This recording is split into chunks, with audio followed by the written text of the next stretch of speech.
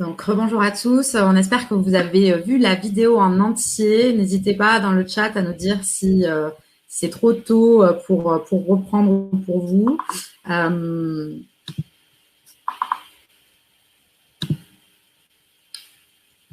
Je regarde juste pour laisser un petit peu le temps à tout le monde. Ouais, je vois que c'est bon. Donc, on peut passer aux questions-réponses avec Morgane. Donc, sur les questions, on va peut-être travailler sur une question de Audrey. Donc, comment évangélises-tu cette notion de simplicité vs complexité dans tes équipes? Merci Audrey pour la question.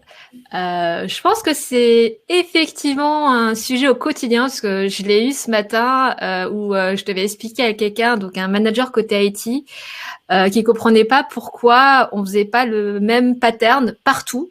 Parce qu'il nous disait, mais attendez, vous avez un design système, et puis là, c'est la même chose, c'est le même métier, pourquoi on fait pas la même... pourquoi il faut redévelopper plusieurs trucs différents? Et du coup, je me faisais la réflexion que j'allais lui envoyer cette vidéo une fois qu'elle sera sortie sur le site officiel de la Flippa. Parce que c'est vrai que c'est un peu contre-intuitif, surtout, je pense, dans des milieux où il y a beaucoup cette culture d'ingénieur. Et puis, en fait, en France, on a quand même beaucoup cette tradition d'ingénieur où, pour un problème donné, il y a une solution. Il y a voilà démonstration, conclusion, etc. Et ce qui prend du temps à expliquer aux gens, c'est qu'il n'y a pas en UX, il n'y a pas la solution parfaite. Ça dépend toujours de à qui on s'adresse. Et au final, moi, ce que j'ai trouvé, enfin, ce qui marche le plus, c'est ce que j'ai mis dans la conférence, c'est vraiment aujourd'hui les deux exemples que j'ai montrés, donc le MyFix pour les besoins simples et le EFX pour les besoins très compliqués, de leur dire qu'en fait, les deux sites ont une légitimité parce qu'ils s'adressent à des gens très différents. Derrière, c'est le même back-end, c'est les mêmes services, c'est les mêmes API, mais on s'adresse pas aux mêmes personnes. Et encore même mieux aujourd'hui, quand on voit des clients, on leur montre les deux et on les laisse à eux le choix de choisir est-ce qu'ils veulent la version simple ou la version plus complexe. Et pour moi, voilà, l'exemple, c'est le meilleur moyen pour que les gens comprennent. Parce qu'encore une fois, je trouve que c'est assez contre-intuitif dans des milieux ingénieurs qui se disent non mais il y a the UX parfait et faut trouver ça. Donc voilà, je pense que pour cette personne, ce manager IT, je vais lui envoyer la vidéo après, pour sûr.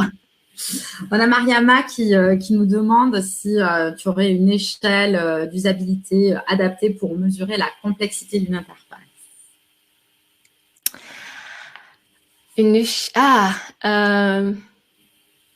Peut-être dans le futur, à force de travailler sur ce sujet pour une prochaine conférence.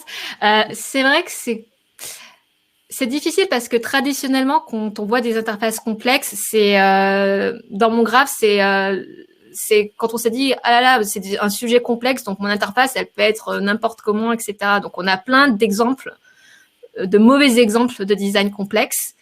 Et même moi, pour faire ce talk, j'ai vraiment eu du mal à trouver des exemples B2B, donc business to business ou business to employé, de design, de good design, comme ils disent, dans le domaine complexe. Aussi parce que, comme je le disais, c'est des milieux un peu plus calfeutrés, un peu plus secrets, on y accède beaucoup moins facilement.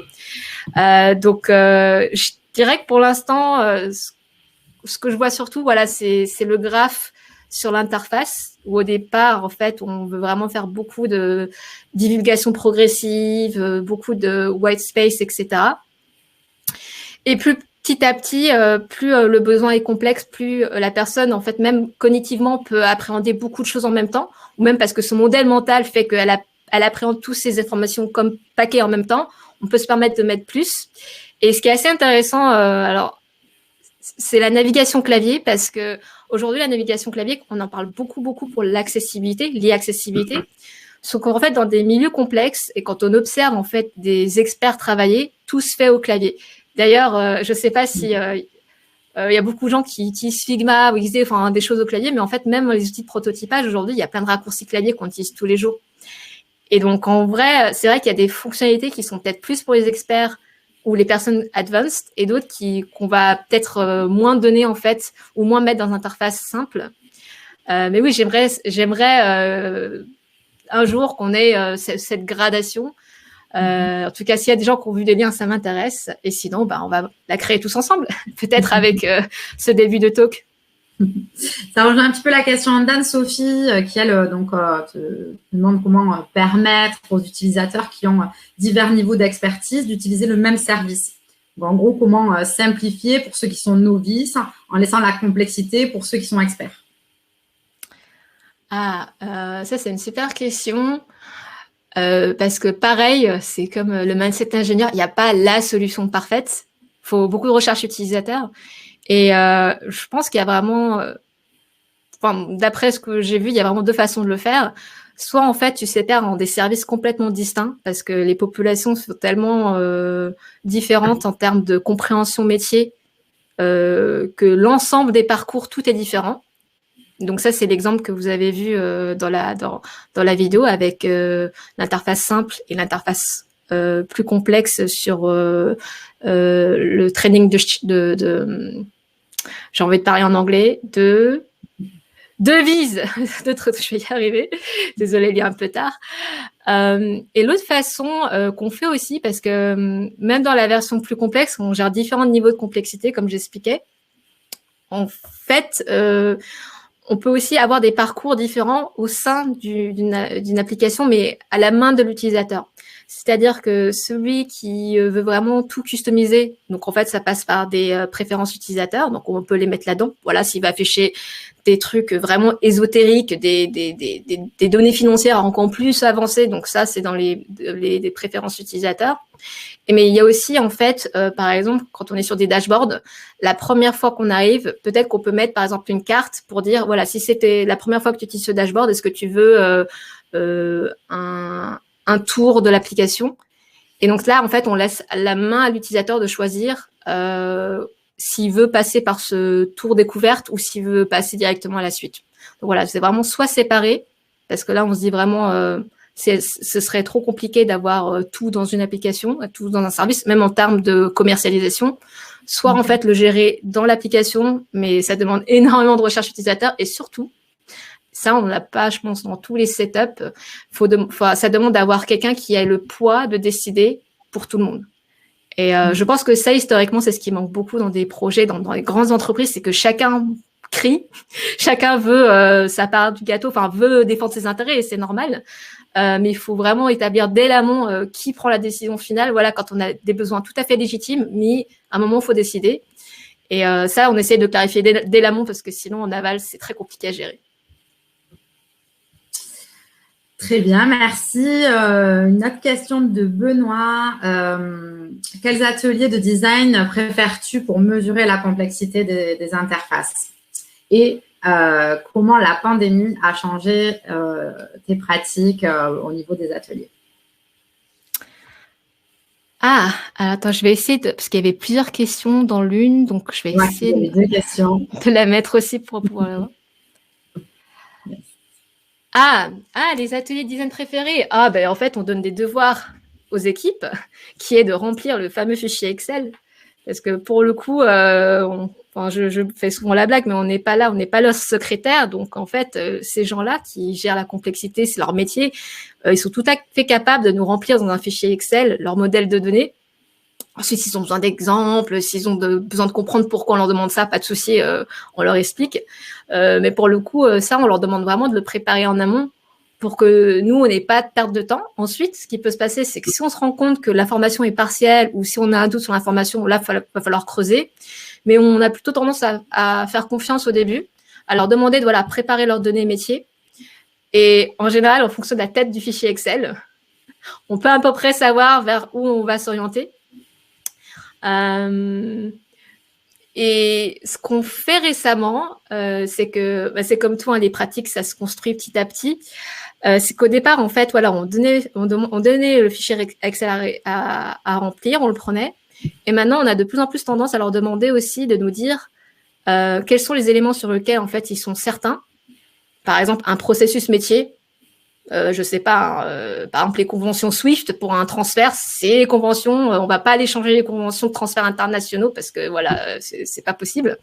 Par contre, il y a des éléments souvent plutôt liés au comportement client ou en fait des besoins clients sur lesquels ils sont moins sûrs. Donc, on leur demande aussi d'essayer de nous jauger là où ils sont plus sûrs versus là où ils le sont.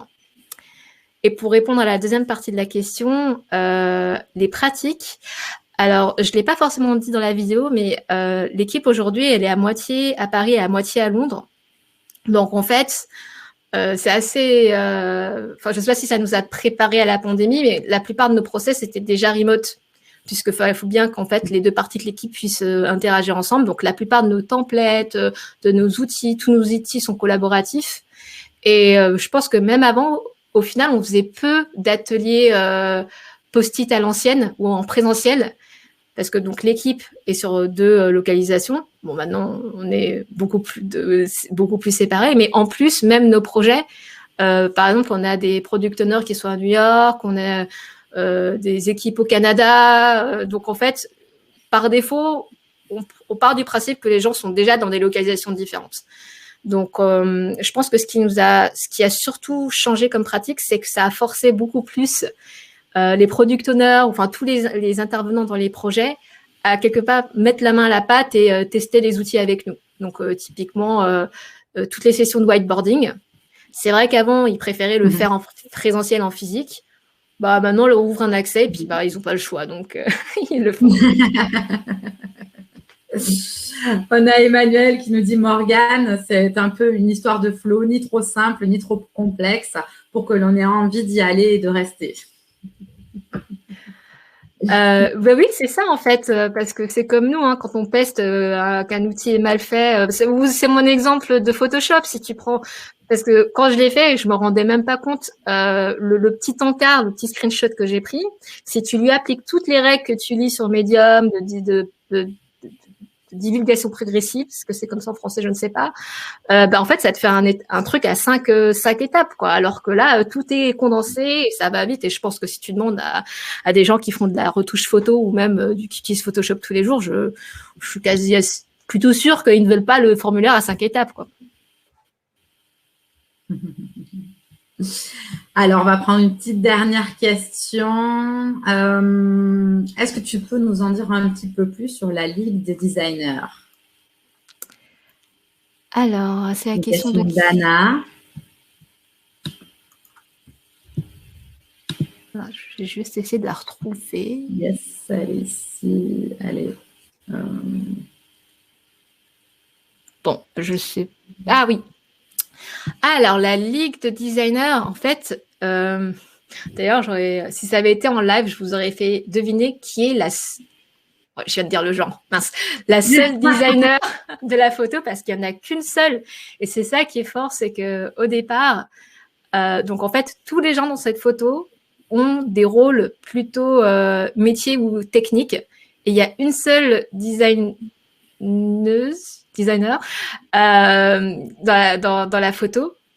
Et c'est en fait ça qui nous a permis de vraiment, parce qu'on parle beaucoup d'avoir sit at the table, d'évangéliser, mais en fait, ce qui marche le plus, et je pense comme dans tout, si quelqu'un essaie de te vendre un produit, si c'est son produit, tu vas te dire, ok, il est complètement biaisé, c'est son truc. Par contre, si c'est ton ami qui n'a rien à voir avec le produit qui te dit, ah, ce truc est génial, tu vas lui donner quand même plus de crédit. Et en fait, la Ligue, ce qui nous a vraiment permis, c'est d'accélérer et de diffuser vraiment cette modalité design dans le reste de l'organisation. Parce que si c'est un designer, bah oui, un designer, il va dire, il faut écouter l'utilisateur, il faut utiliser le design system, etc. Par contre, le fait de le faire dire à d'autres personnes, c'est ça qui est très, très fort. Et le fait d'avoir fait cette Ligue, d'avoir ces différents profils complètement différents, ça permet vraiment de diffuser beaucoup plus vite. Et encore une fois, au début, c'était pas du tout gagné parce qu'on arrivait et ils faisaient des choses dans leur coin, ils nous prenaient pour la police, etc. Là, aujourd'hui, en fait, on se faisait la réflexion la dernière fois avec Marine, donc qui est la designer dans la photo, qu'aujourd'hui, ils sont même plus exigeants que nous à la limite, puisque en fait, tous les projets passent par eux avant de passer, avant qu'on leur attribue quelque part un designer, et ils sont vraiment à cheval sur la méthodologie, les principes, le design system. Ils sont vraiment franchement, je suis assez fière d'eux, même s'ils ne sont pas dans cette conf. Mais oui, donc la Ligue, c'est effectivement un designer plus d'autres types de personnes de l'organisation. Super. Bon, je vois qu'il y a encore des questions, donc on va en profiter. passer. Au niveau des design systems, utilises-tu donc des design systems type material design ou autre pour créer des interfaces complexes pour des utilisateurs experts? Ah, alors, super question aussi. Il y a eu un moment, alors l'équipe existe depuis 7 ans, donc ça commence à remonter, je ne sais plus exactement entre quelle année et quelle année, mais il y a eu tout un moment où on n'était pas sûr qu'on pouvait avoir le même design system pour tous ces cas d'usage. D'ailleurs, en fait, si on écoute les équipes techniques, la réponse qu'ils ont envie de dire, c'est que non. Et ça arrangerait bien d'en avoir plusieurs différents, comme ça, il n'y a pas besoin de se coordonner, etc. Il se trouve qu'aujourd'hui, en fait, on a réussi à en avoir qu'un seul. Bon, on a fait quelques erreurs sur le chemin.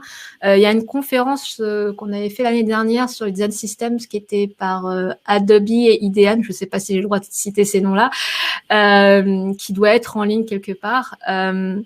Mais grosso modo, si je peux condenser, c'est possible d'en avoir qu'un seul. Mais ça veut dire qu'il faut vraiment le construire de manière ultra modulaire et ultra atomique. Et donc, pour pouvoir vraiment réagencer les éléments ensemble. Et ce qu'on a fait, en fait, les toutes premières années, c'était vraiment les composants primitifs, les boutons, les cartes, etc. Aujourd'hui, on a des composants beaucoup plus évolués. On a même des service patterns parce qu'en fait, un comportement, par exemple, voir le détail d'une transaction, passer une transaction, c'est des comportements qu'on veut répliquer sur d'autres types de services. Donc voilà. Et je crois que j'ai pas répondu à la question primaire. Oui, en fait, on se base quand même sur un truc open source parce qu'on a décidé dès le début qu'on voulait pas réinventer la roue. Puisqu'en plus, on dit au projet de pas réinventer la roue. Donc, si nous, on faisait ça, ce serait quand même mal placé. Donc, en fait, on se base encore aujourd'hui sur Bootstrap. Donc, on a fait toutes les versions. On a fait le tout début, 3, 4. On est en train de regarder 5. Et en fait, c'est vraiment Bootstrap qui nous donne la matière première sur laquelle, en fait, on construit des éléments. D'accord. Très bien. Donc, on va peut-être passer au gagnant. Oui. Livre.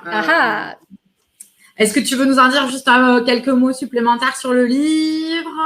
Ouais, je veux bien. Alors déjà, je suis pas là pour faire la promo du bouquin parce que, cela dit, tous les revenus sont versés à une association design parce qu'on s'est dit, parce qu'on est 97, donc ça n'avait aucun sens de se splitter tout ça en 97, donc on a choisi des associations qui font la promotion de l'éducation de design. Cela dit, donc moi j'ai commencé à lire, je viens tout juste de le recevoir, c'est tout frais sorti. Donc en fait c'est vraiment des conseils et toutes ces personnes sont des professionnels de l'UX. Donc elles ont vraiment en fait une carrière, un contexte différent. D'ailleurs ce qui est cool c'est qu'ils ont vraiment essayé de d'avoir une sélection vraiment représentative. Donc il y a vraiment des designers d'un peu partout et surtout un peu de toutes les industries, ce qui est plutôt cool. Donc il n'y a pas que du Google, du Amazon et du Facebook par exemple. Et donc, dans le bouquin, il y a plusieurs sections. Donc, il y a carrière, il y a design, il y a recherche, il y a content. Et donc, voilà, donc un chapitre égale un conseil. Et donc, il y a une équipe, notamment avec Dan Berlin, qui a fait la curation pour s'assurer qu'on ne se répète pas les uns les autres. Et donc, oui, il vient tout juste de sortir. Moi, je l'ai reçu, la semaine dernière. Donc, je suis en plein dedans. Et du coup, Aurélie est assez sympa parce que du coup, nous propose de donner 5 livres. Donc, je crois qu'en France, il n'est pas encore sorti. Donc, ça va être des livres dématérialisés. Je cherchais le mot. Du coup, si les personnes me contactent après la conférence sur Twitter ou LinkedIn, j'enverrai directement leur contact à Aurélie qui vous enverra le bouquin.